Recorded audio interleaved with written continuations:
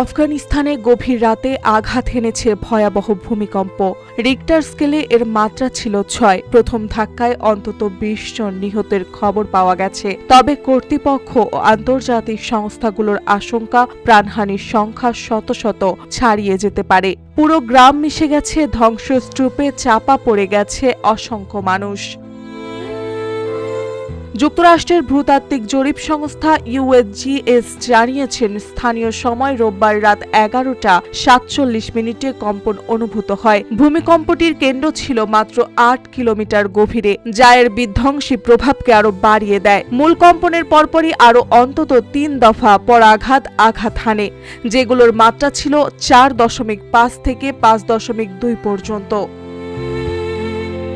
সবচেয়ে বেশি ক্ষতিগ্রস্ত হয়েছে পাকিস্তান সীমান্তবর্তী কুনার প্রদেশের নুরগাল জেলার মাঝার উপত্যকা।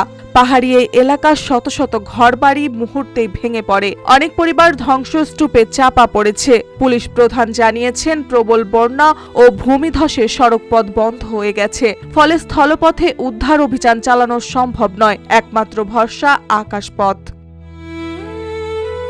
এদিকে তালেবান সরকারের কর্মকর্তা জানিয়েছেন, তাদের হাতে পর্যাপ্ত সরঞ্জাম নেই। হেলিকপ্টার সহ আন্তর্জাতিক সহায়তা ছাড়া উদ্ধার কার্যক্রম এগিয়ে নেওয়া অসম্ভব। তাই দ্রুত মানবিক সহায়তার জন্য আন্তর্জাতিক সম্প্রদায়ের প্রতি জরুরি আহ্বান জানিয়েছেন তারা। ধ্বংসস্তূপে চাপা পড়ে অসহায় মানুষের হাহাকার এখন কুনার প্রদেশ জুড়ে। ভূমিকম্প পরবর্তী প্রতিটি ঘণ্টায় হয়ে উঠেছে মৃত্যুফাঁদ। আন্তর্জাতিক সহায়তা দ্রুত না পৌঁছালে প্রাণহানির সংখ্যা আরো ভয়াবহ আকার নিতে পারে বলে সতর্ক করেছে ইউএসজিএস। মার্জিয়া মৌ, রূপালী বাংলাদেশ।